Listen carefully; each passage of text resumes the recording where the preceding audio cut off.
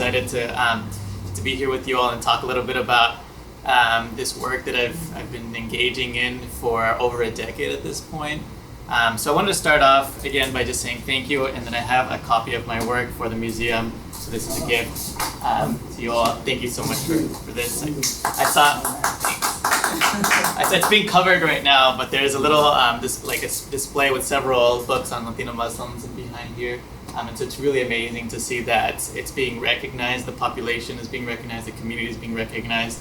And there is, in fact, as is noted in one of the labels here, a very long history of the community. And so I want to kind of just share with you some of the stories that I've come across while working with several people within the Latino Muslim community.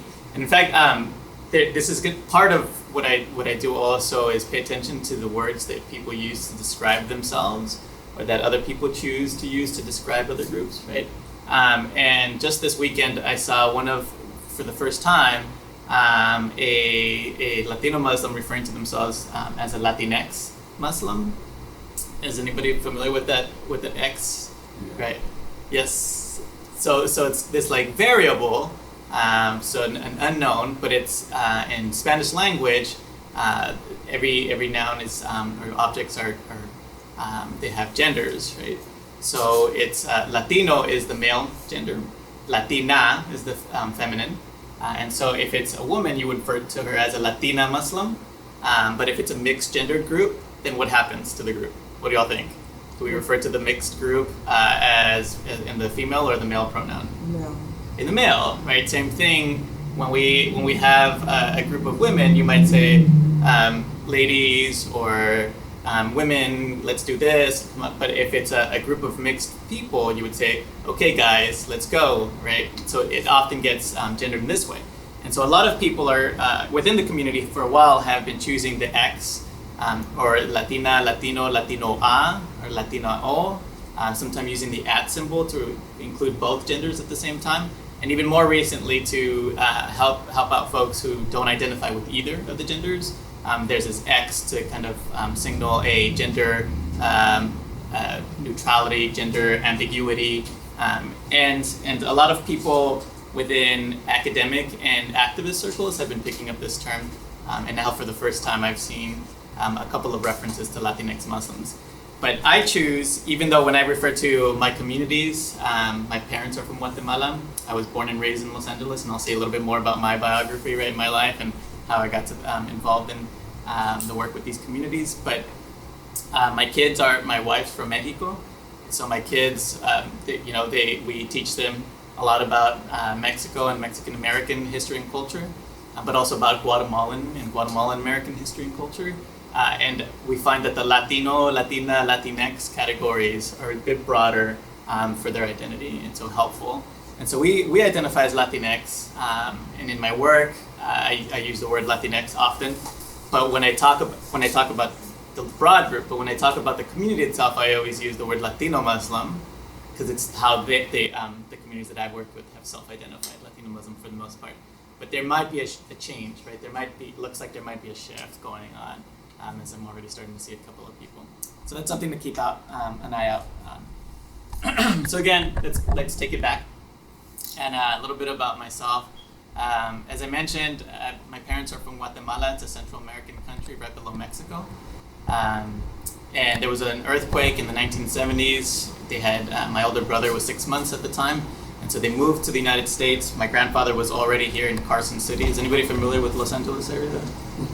No? All right, so in LA, right, so there's all these smaller towns and cities in Carson. And so he was a Pentecostal preacher in Guatemala, and a white missionary invited him, sponsored his visa, to come and start a Spanish-speaking congregation in LA. And so my grandfather was already kind of settled and doing well, and my parents came in illegally. And then in the 80s, there was an amnesty that happened. So by the time I was born, there was already a lot of shifts had occurred. I was born in Los Angeles. My older sister was born in LA. My younger brother was born in LA. So I was born and grew up in LA. But had lots of family that were living in the shadows for a long time and still do. And so the issues around immigration, legality continue to be a part of just Latinx experiences broadly. And it is also an aspect that comes up in Latino Muslim communities in particular as well. All right, so I'm very interested in the relationship between growing up between ethnicity and religion. When I speak Spanish mostly, when I ate pupusas, the ethnic foods from Central America, it was often in church that I did that. And when I went to school, I spoke mostly English and adopted a lot of non-Central American cultures and languages and aesthetics and so forth. So I had this kind of like dual identity. And in fact, at school, I was my first name is Harold, and at home, Harold is actually a really hard word to say in Spanish. I don't know if anybody's experienced it. So like, my in-laws call me Jaros because it's hard for them to pronounce the words. And so at home, it was my middle name, Daniel. So always Danielito, and so I had these kind of dual identities, a Latinx identity, and more of this Americanized English-speaking Harold identity, and it was kind of dual.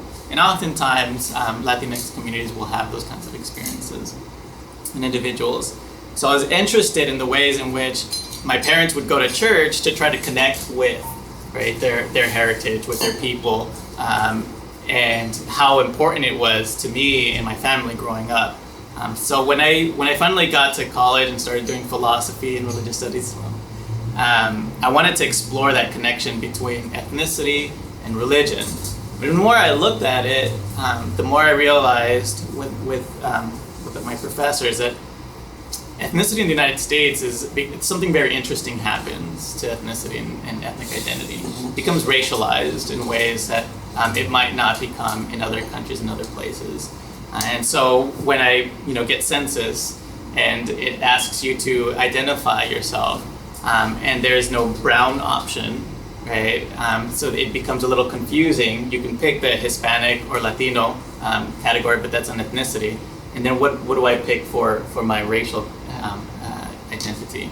And it's just over and over again this idea that somehow your ethnicity is passed on genetically through heritage, through descent, and that certain kinds of cultural aspects go along with that. And we'll see some of that in my presentation in mass mediation of Latinx identity.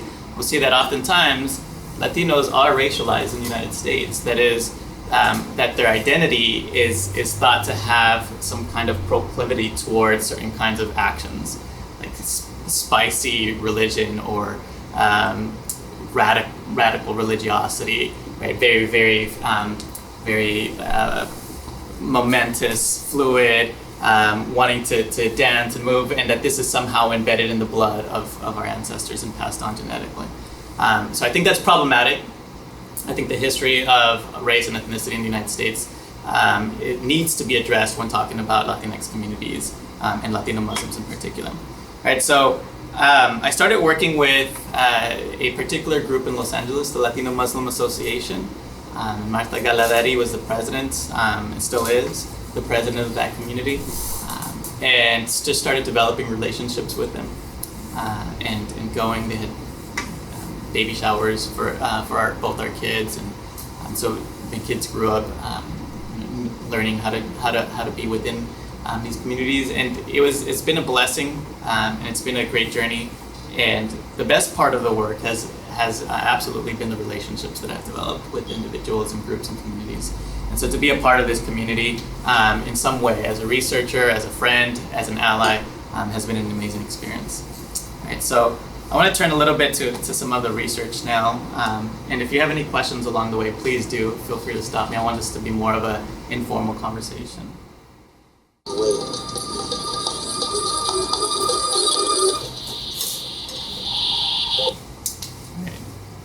Have any of you seen this film? You must be cool.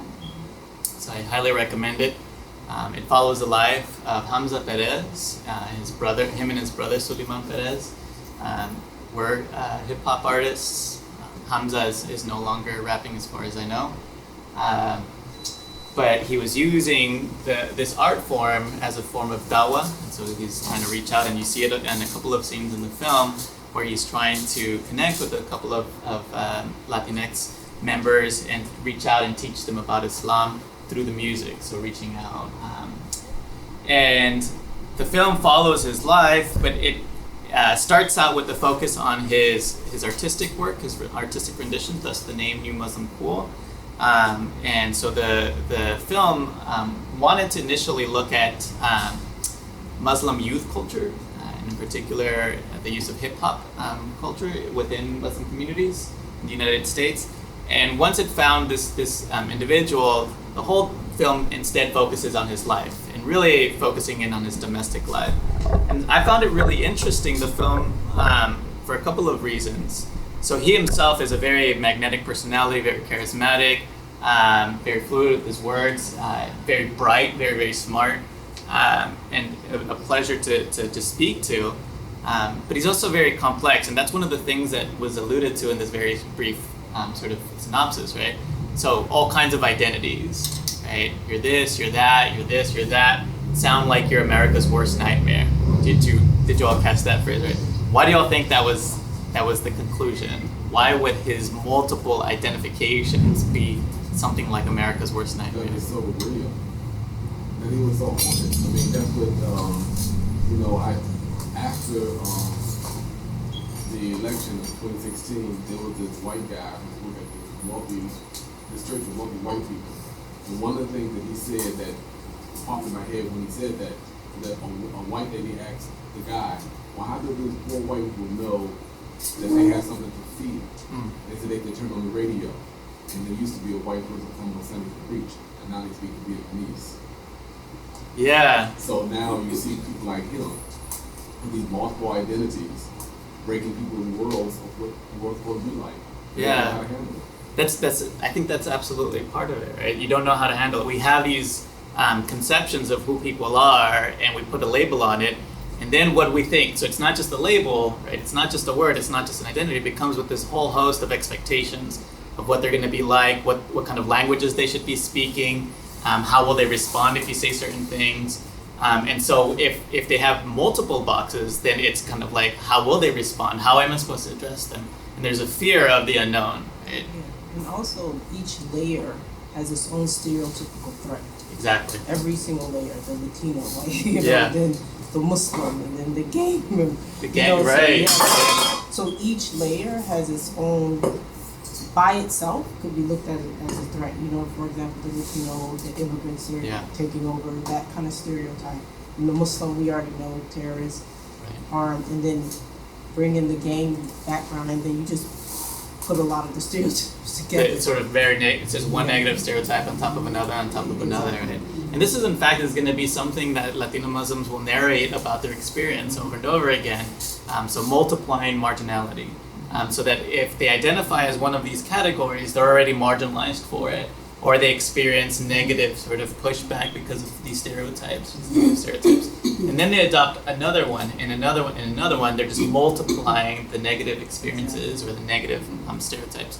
And there'll be lots of newspaper articles that have emerged, hundreds of articles on Latino Muslims, asking that very question: why in the world would you willingly choose to multiply your marginality or your negative? Why would you do that? You're already a Latino, that's enough, right? You were born that way. You can't change that, but why would you choose to embrace this religion that will multiply the negative reactions you'll get in the United States? And so I think it reveals a lot, right? Those kinds of questions from journalists themselves reveal a lot about what they think each category means in the first place. Right? Coming at it with very negative stereotypes, absolutely. Right, so there's a lot there to unpack, but I want to let's see. There we go. Bring up a couple of different things. So our descriptive categories, whether we choose to identify a group or ourselves as Latino, Latina, Latinx, as I was mentioning in the beginning of the talk, right? That matters. It comes with political implications. These are not neutral categories. It's not like I pick up something and I describe it, oh, that's heavy, oh, that's light, and those are not neutral descriptions. They are descriptions that are in comparison to something else. Something is heavy only in comparison to something else. Something is light only in comparison to something else. And so whatever categories we use to describe are already laden with a lot of meaning, with a lot of especially political meaning. And so it's not just Latinx, but also Muslim, the category, whether one chooses to identify as Muslim or not. And this happens a lot in the Latinx Muslim community, where it's gendered as well. Women will oftentimes feel like they have to don the hijab to veil, and men will not be so easily identifiable. And so and sometimes the men will go on years before revealing to their families that they have adopted or embraced Islam, and therefore get to pass without having those kind of negative interactions with their family that oftentimes come with it. Whereas women won't be able to do that if they end up choosing to veil, and it becomes a very contentious place. And so the ways in which people identify and choose to identify is very, very important. And when we describe what I found over and over again, and we'll get into some of the numbers later, but is that Latino Muslim communities, organizations, emerge in urban areas, in metropolitan areas, where you have a lot of diversity in those communities, right? So where you have large Latinx populations coming into contact with large Muslim populations in the United States.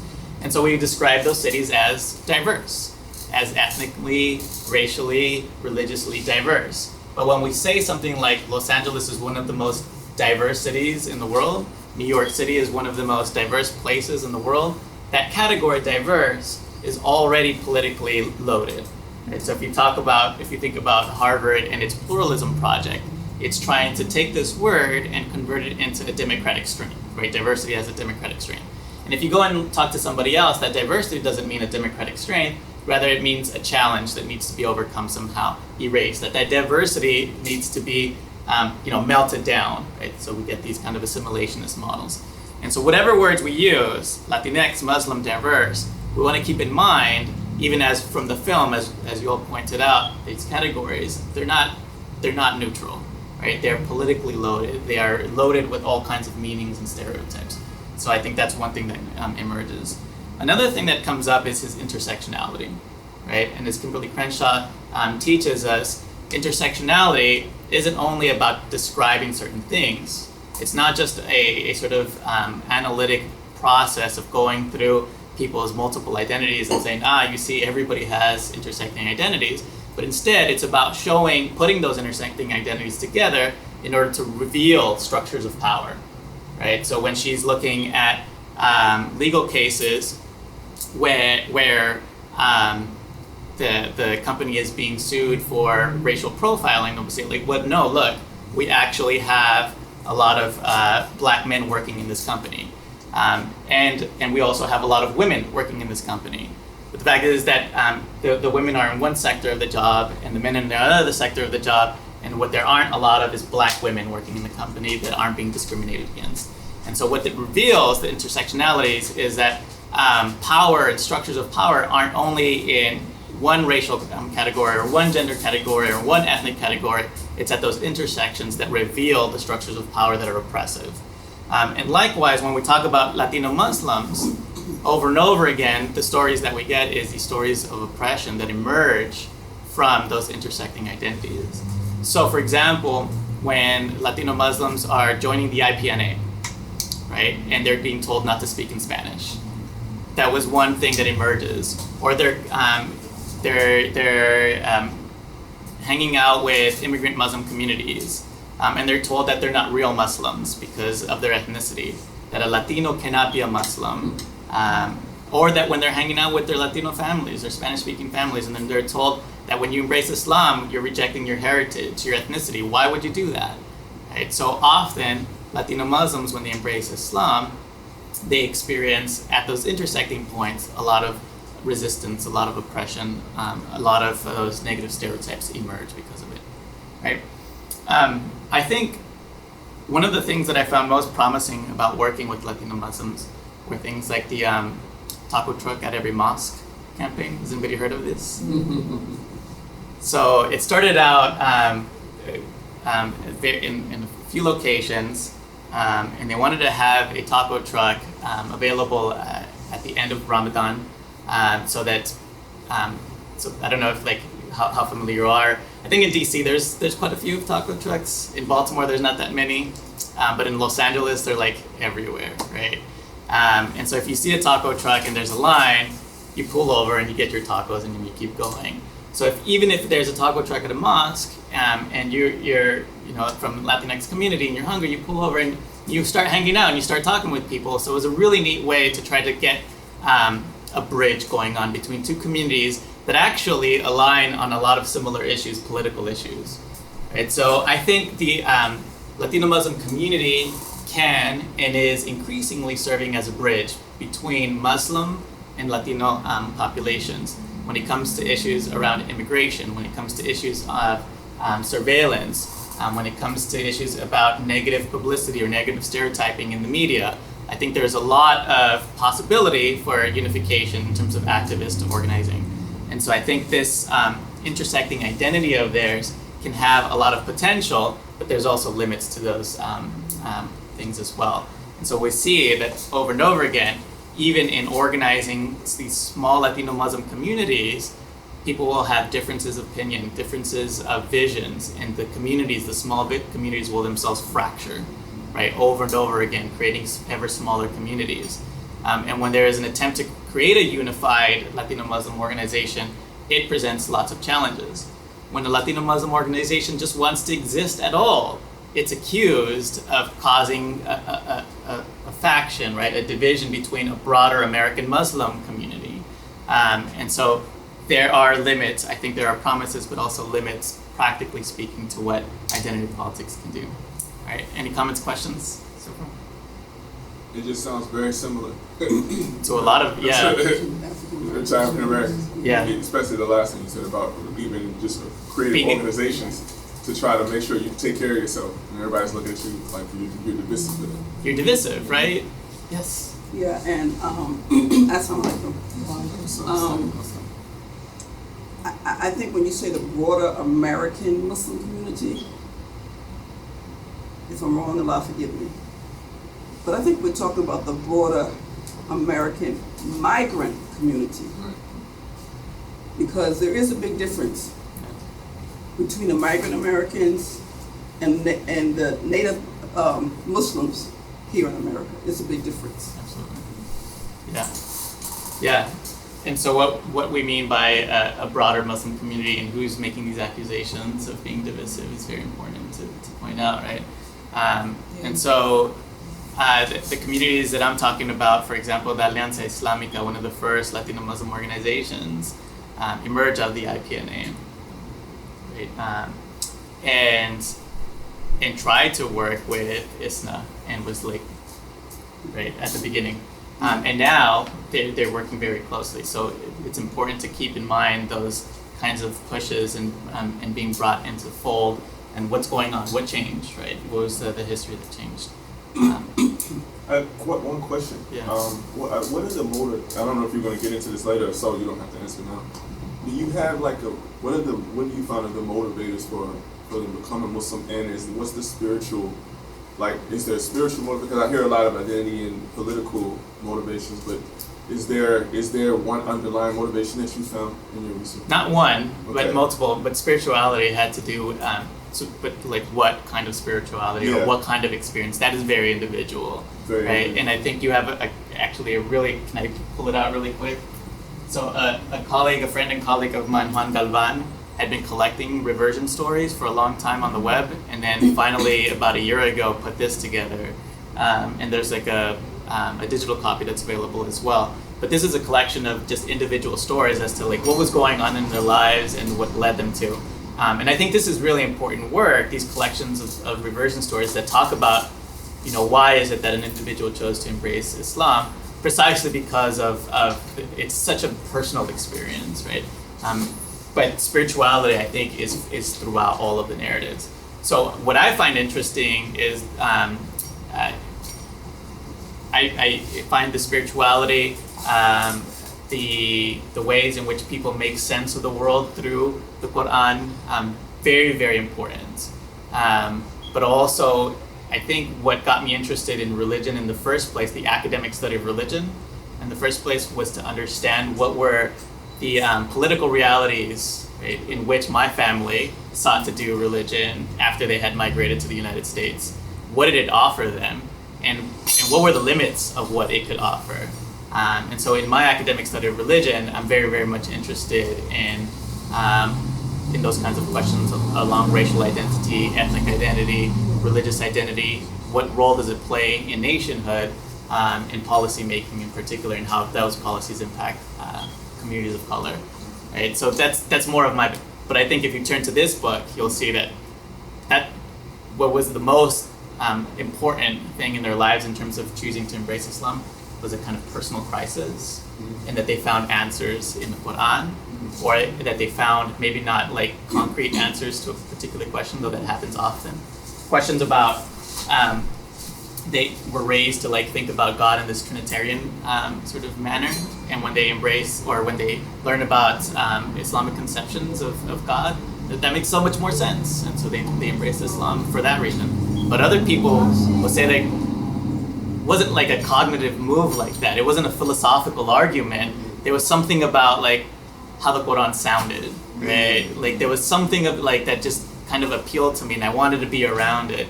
Or there's something about the community itself and how they were embracing, how it was more of like a family than. So there's a lot of different. There's no one particular. There's no one particular that stands out over the other. Not so people and there's also we'll get into this. You and I can discuss it more, but there's also philosophically some difficulty in trying to hone in on one particular aspect, and that's actually related to what another aspect that I am interested in. So the film itself, the New Muslim film, that is a mediation of Hamza's experiences, right? So Hamza had a life, he still has a life, but he had those experiences, and then he narrates those experiences to someone who's recording him. And then that person who records it slices all the clips together, puts some sound bites in the back, interviews some people, puts it all together, and that becomes a mediation of his experiences, right? This is a mediation of very personal experiences. The authors have had time to reflect back on those memories of why they embraced Islam, have had conversations, have told these stories to other people, and now have wrote it, have gotten those stories edited, right, and rewrote them, and now they're being presented. So these are mediations of their experiences. The film is a mediation of their experiences. Yes? Just to make things clear, so you're talking about people who are first generation Muslims or recent converts, not people that have historically been Muslims. So good question. Families have been historically Muslims. Good question. So when it comes to Latino Muslim population, let me see if I can, over 90% of Latino Muslims are reverts, the people who are embracing Islam.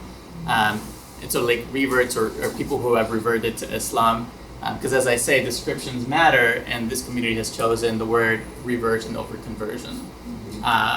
So we might call them converts, right? Over 90% of them are converts. They choose to describe as reverts. But yes, so then to answer your question, yes, people who are first generation, mostly, right? And there are a few, because Latino Muslim communities have been around since the 70s, maybe a little bit earlier. And so there are a few people who are being born into a Latino Muslim household.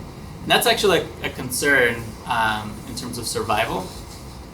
So how long generationally can Latino Muslims survive? That is, will the children of Latino Muslims who are born into a Latino Muslim household, will they choose to identify as Latino Muslims? Or will they just identify as American Muslim? Will they drop that Latino part? Or will they leave the religion, right, and just identify as Latino? Or will they identify as neither of those and take on a completely different identity category? And so that's part of like, how do you raise someone to be a Latino Muslim as well? And there are a few people, so but not many. Right? Any other questions? Okay. So here, as I mentioned, the majority of Latino Muslim communities and organizations are located in cities in which Latino and Muslim populations come into contact with one another. If I can second that, LA and New Jersey, I guess. I mean, New York and New Jersey, you have two dots of New York. Yeah. So I guess one is New York City, the other must be someplace in New Jersey. Yeah. sorry, the tech's not working with me today, but yes. So Union City, New Jersey has a large Latino Muslim population. And in fact, that first photo that I had up here of Latino Muslim Day or Hispanic Muslim Day was in Union. Where in Pennsylvania was that? Was that Philadelphia? Pittsburgh. Pittsburgh? Pittsburgh, that was Pittsburgh. Whoa, I'm from Pittsburgh. Yeah? That must be growing because, geez, that was not. So is it's that not a very large, recent? it's a small community that decided to migrate, and they And they is thought that of it as a A hijra. lot of with Hamza present because I know he's. Yeah, so this is he's in like, Pittsburgh, yeah. so it's not, so the community itself decided to move, but the majority of that community does not identify as Latino Muslim, right? And so like Hamza does, and his brother who also went does, and but the majority of the community is not Latino He's a Muslim. map again? Yeah, How you call I'm sorry. I missed the Pittsburgh part. It's not working with me. It's too wide on the screen. All right, sorry. I'll back to the Mac later. I don't know what's going on. Yeah, so there's not a large community in Pittsburgh. So it's Los Angeles, San Francisco, New York, New Jersey, Chicago, Miami, Houston. I think you have a couple of photos from the Houston mosque there, actually. And that was actually the first mosque that was built from the ground up as a Latino Muslim mosque, and they've actually had to give up that space, and they're currently Where is that? Houston, Texas. Yeah. So, but yeah, the Pittsburgh is like it's Hamza and his family, as far as I know. And I actually lived in Indiana, Pennsylvania for 2 years. If you're from Pittsburgh, you might. So I taught at IUP, and so when I would take students over to the masjid, Hamza would come out and talk to my students. And yeah, it was a great experience. And I had already been working on the research. So then when I wound up living near Pittsburgh, it was just really, really fortunate. So in kind of carrying this, like the theme of the mediation of Latino Muslim identities, this is really where I became interested in sort of my doctoral work. The ways in which experiences make their way onto newspapers, onto film, into music, and how that becomes the sort of public presentation of your experiences that then become coded as a cultural identity, right? And in terms of the mediation of Latino Muslims, let me just say briefly before I go to these mediations, Latino Muslims have been around since at least the 1920s, depending on how we code them, how we think of them. So in 1920s in California, there were these large farms in which immigrants from the Punjab, from northern India, were brought over to work on the farms, and so were migrants from Mexico. And given the sort of racist laws at the time, it was only men that were coming in from the Punjab and thinking they were going to work there for a few years and then go back. And they stayed longer than they thought they were, and they wanted to marry and have kids, but they weren't allowed to marry white women. And so who were the women that they could marry that they were coming into contact with in the farms? It was the women from Mexico. And so they ended up, in many occasions, having families. And the majority of those families and the men that were from the Punjab were Sikh or Sikh. And only very, very few of them were Muslims, but there were some Muslims as well. And so one of the earliest archived documents, instances in which there is a Latina or a woman from Mexico who embraces Islam is from these marriages. And she raises her kids as Muslims, but as adults, a lot of them did not continue to identify as such. Right? So this is what I was talking about, the survival of the Latino Muslim identity is dependent on the subsequent generations. And so there are a lot of conversations currently on how to do that. And in fact, people are writing like children's books. There's this belief that there's just not enough literature, children's books, cartoons, right, that kind of stuff for children to consume.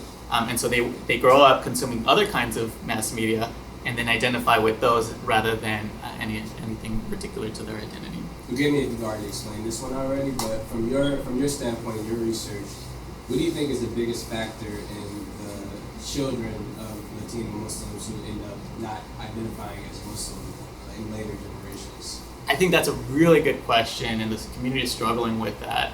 And I think we need to do much more research. So what I have is like just like personal people, like experiences that I've talked to, and from the parents' perspective, that it's a struggle, that they're fighting with a broader culture, in that negatively identifies Latinidad and Islam, right? So I'll give you like a person, like I had cousins who would refuse to speak Spanish because they would get made fun of at school for doing so, right? And so they would pretend that they don't know Spanish when they absolutely knew Spanish, right?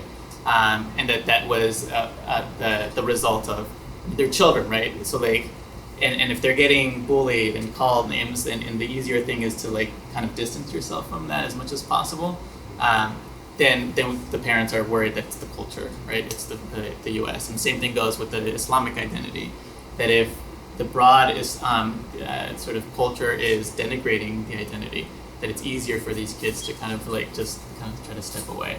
So that's what I heard from the parents' perspective quite frequently, that there's just not enough for them to kind of valorize. And so it's important, I think institutions like this are particularly important to kind of raise the profile. Like, you know, it's not like we're new to this. Muslims have been in the United States for hundreds of years, right, from its very inception. Latinos, and this, right, you know, Muslims have been in Spain.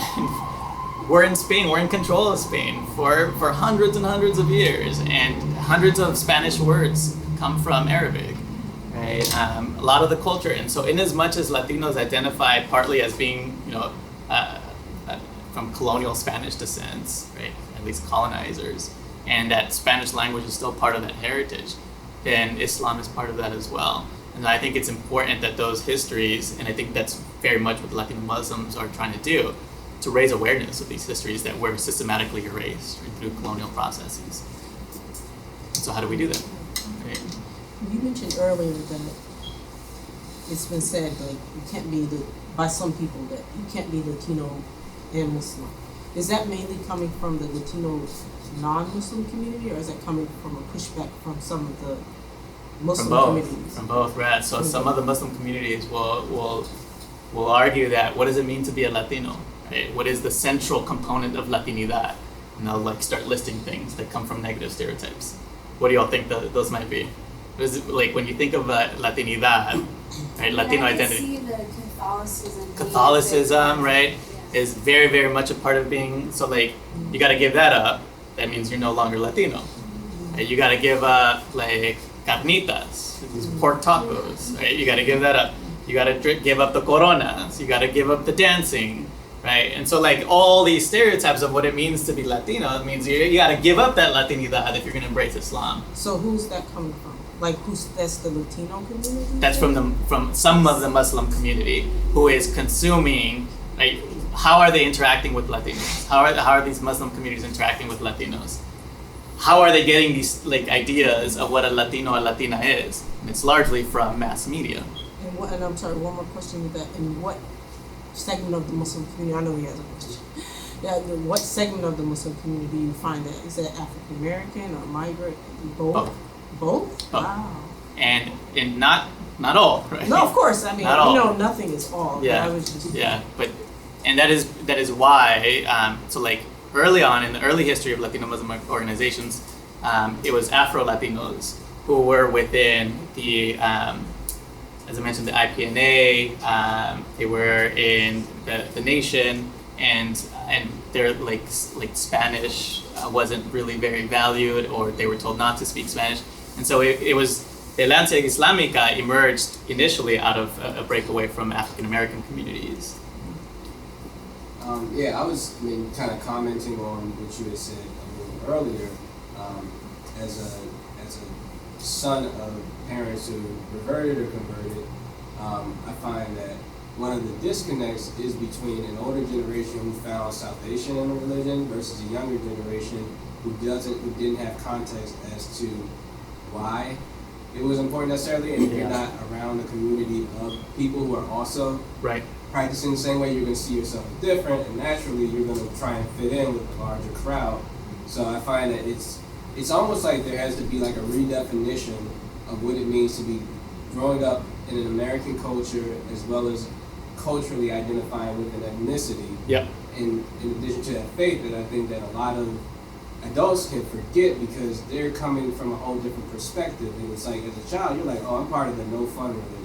And everybody else gets to do this thing, and it's kind of presented to you as there is no wiggle room here. This is what you do. That's This is how you do it. There is no, okay, well, this is what's interesting to you. Let's figure out how it translates into this without compromising some of the principles of the faith. I think you're right. And then, but I also sympathize with my parents and that generation who were immigrants in the United States, and they were struggling to survive, just like literally survive. Let alone how do you pass on a culture, right? A whole like they're not. That weight is heavy. Yeah, I mean they're not. My dad was an electrician, right? And my mom was an accountant. And when they came over to the United States, none of that mattered, right? They lost all of that, and so they're just struggling to like find jobs and survive. But they're not, they're not poets, they're not novelists, they're not artists. How do you pass on a culture, right? And so if like you go to church and like that does it for you, right? So I get it, they were struggling to figure it out. And I think they leaned heavily on religion to survive, to have that Latinidad, that Central American culture survive generationally in me. But that absolutely, that's the way that you interpret it as a kid. Yeah, it's almost like you have to look at it as like an onboarding thing. It's just like, okay, your parents were one generation and they came as with different circumstances. Now that we're a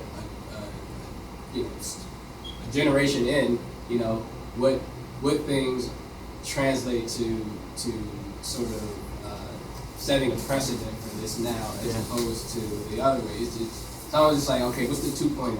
Yes. That was 1.0. Yeah. 2.0. And each generation has to figure it out on their own. Yeah, I think you're right.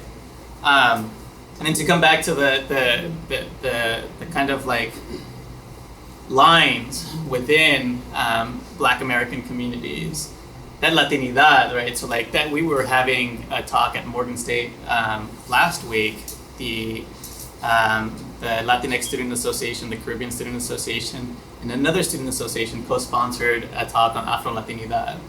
And there was like these divisions between people that were, had one parent from a Black American family and another parent from Jamaica, or like both their parents were from Haiti. And they were just like worlds apart. Like these are completely different cultures, and they were having very heated debates as to like, are we part of the same sort of Black American experience? And I think the answer was over and over again, no, we have different experiences. And those walls get created. And so I think that's part of the walls that the early Latino Muslim communities experienced. Okay, so putting together what he's saying, what you're saying, I'm guessing, this is just a guess, that a lot of what's happening is that people are defining ethnicity and religion by like by fixating on certain outward actions only, and that's what makes you that group. Like for example, if you don't do certain actions, this is what I'm interpreting, then you're not really holding on to your culture. Yeah. And then what's happening with second generation Muslims, whether from the Latino or from the African American or even white American experience, is that the parents are passing on basically a kind of subconscious cultural thing of these things have to be done. Obviously we know in Islam there are do's and don'ts, but it doesn't seem like a lot of people are understanding the foundation of the belief. That doesn't matter. Like, I don't want to say that the outward doesn't matter, but there are certain outward things that are fundamental, and then there are certain things that are optional. So what's happening is that, but with culture, I don't know that exists, that idea that there's a foundational belief system in your heart from your race, ethnicity, that makes you a part of that, even if you don't show any outward thing. So maybe what's happening with the next generation, I'm just guessing, is that they're understanding from their parents only the do's and don'ts, and then they're feeling like they can't carry that. I don't know. I'm just guessing from what I'm putting. Yeah, it's together. possible, but I think also like it's hard to kind of separate the two in many occasions, the culture and the religion. Oftentimes, it's really they're entangled in very intimate ways, and so we find this actually in the second Latino Muslim organization that emerges is Piedad, which is the Spanish word for piety, but it's also an acronym, the Propagación de Islam para el Divino. So the propagation of Islam on behalf of God the Divine. And this was a women's piety movement, a women's organization that was supposed to be a support group for women, Latina women who were embracing Islam. And they were embracing Islam after marrying a Muslim man, usually an immigrant Muslim man, right?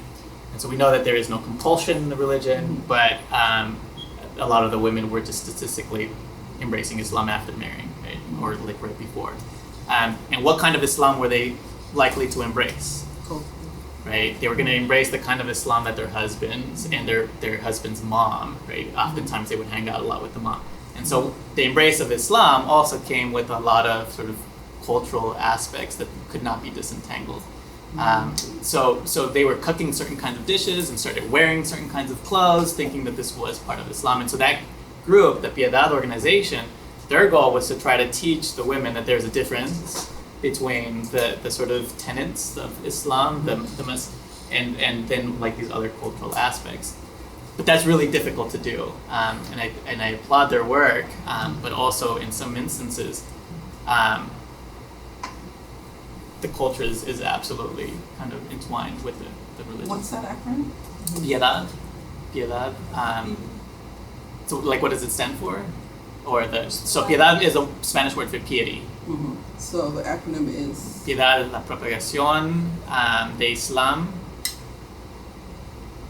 y educación para el divino. Actually.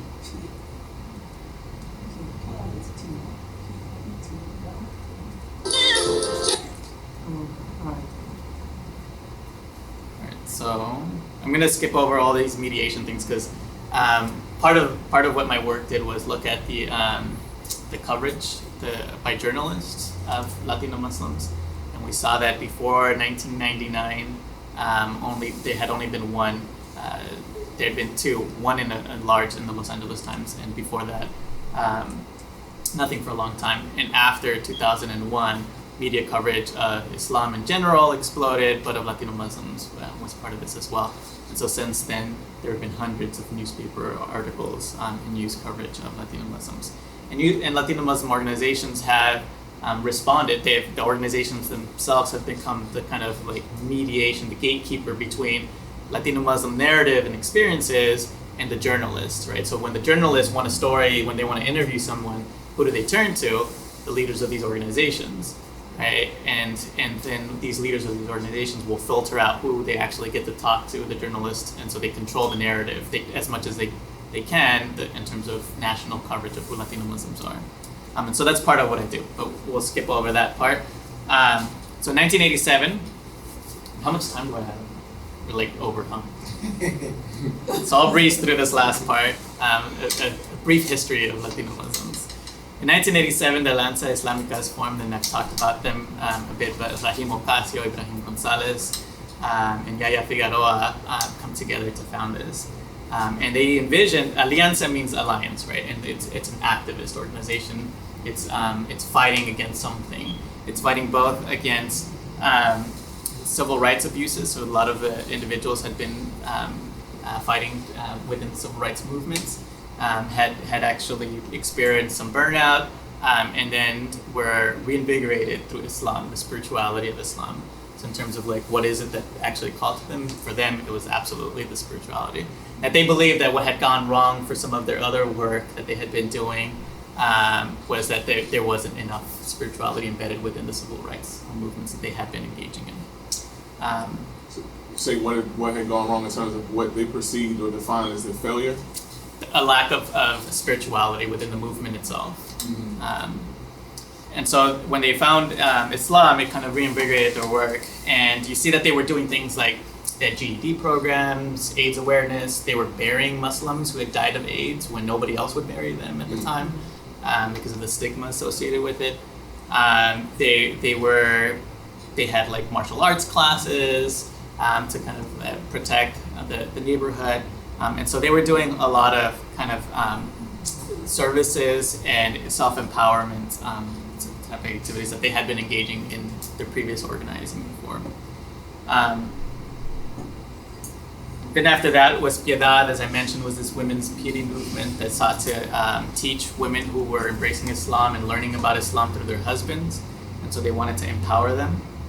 The next one was Lado, which means side, and they had a slogan like Puro Latino, Puro Musulman, a su lado. So pure 100% Latino, pure 100% Muslim, we're here at your side to help you, support you, in being both 100% at the same time. Because, right, if you're saying I'm 100% Latino and I'm 100% Muslim, why would you have to articulate that? Because you're being accused by people that, like, that's not a possibility. And so they have a lot of their narratives were trying to address that kind of accusation. But LADO it's an acronym for Latino American Dawah Organization, this one here. And they, and that's Juan Galvan, he's been the director for a long time. And it is, most of their activities are done online. So they have a huge collection of resources in Spanish language that they've put together there. And then the community that I worked with closely was LALMA, the Los Angeles Latino Muslim Association. And that's Marta Galadari, and that's Muslim Siddiq. And so they had a previous scholar in one of the ways in which they navigate gender and power issues, because they don't have, since the Alianza Islámica, Latino Muslims have not had their own spaces. And so the majority of these organizations meet within borrowed spaces of mostly immigrant Muslim communities.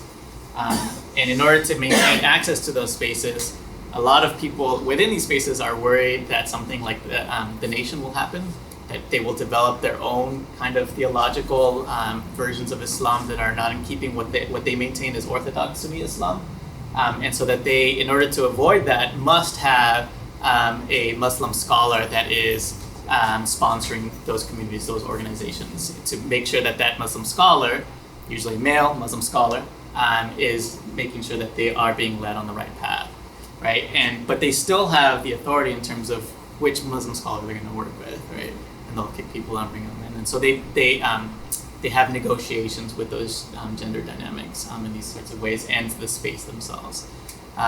And so Muslim League was like very surprised that one of their previous scholars had told them that they were asking about prayer. And they're like, well, it has to be in Arabic. And they're like, well, what if I can't learn Arabic? Well, you just memorize some of these words. I'm like, what if I can't memorize them? And in those occasions, if at the very beginning you can pray, you can say your prayers in Spanish. And so he was very surprised by that. And there was a heated debate between some other people there. Alrighty. So I want to conclude with just showing a couple of numbers of where we're at now. If I can get to it there. So 93%, this is in Spanish and I'll translate it right now. 93% say Latino Muslims that we surveyed said that they were not raised as Muslims. Right, so that the majority are reverts, or what's often called converts. 62% were born in the United States, so 48% were not born in the United States. 73% are women. 49% are between 18 to 34 years of age, so relatively young, and 40% are from between 35 and 49.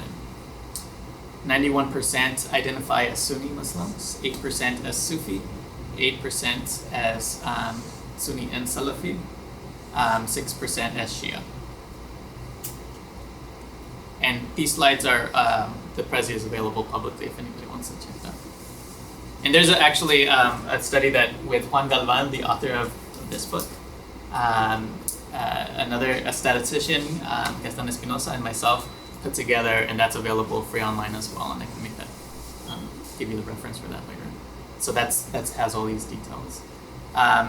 31% of Latino Muslims descend from Mexico, 22% from Puerto Rico, 12% from other places, other countries in South America, 9% from countries in Central America, 5% from the DR, and 3% from Cuba. There's a growing population in Cuba too. Yeah, there's some important work to be done there. So this was kind of like back in terms of when I was saying that those boxes don't actually fit. So we use the same census categories to be able to do comparative analysis. And we had the other box, and a lot of people checked the other and then wrote in brown. It's not a, so it's kind of surprising. So 28% of Latino Muslims identify racially as white, 23% as brown, 6% as black, 3% as American Indian or Alaska Native, 12% is biracial, 21% is other. All right, so I think one of the things that in concluding, one of the most important things that I took from, that I've learned from working with Latino Muslim communities is the importance of memory.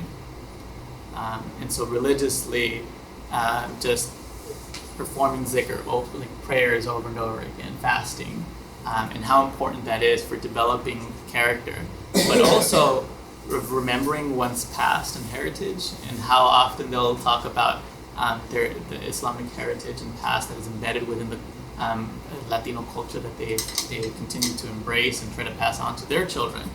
So the role of memory just kind of stuck with me in terms of memory and spirituality. It wasn't something that I had given a whole lot of attention to before, and I'm now paying a lot of attention to. So now my current research focuses primarily on memory and religion in Baltimore, and the role of public art, so murals, statues. I don't know if you all heard about the Confederate statues in Baltimore disappearing overnight. And a newspaper article just came out a few days ago that they're like all kind of just rusting out in this one place, right? But you see all these empty pedestals throughout Baltimore, and it's kind of like a memory that was attempted to be erased, as if that never happened in Baltimore. And so I'm very, very interested in the role of memory. How is it passed on, and what does it do for our communities and our spirituality? So again, thank you so much for having me. If you have any questions, I'm happy to stick around and answer them. Thank Talk you. with you.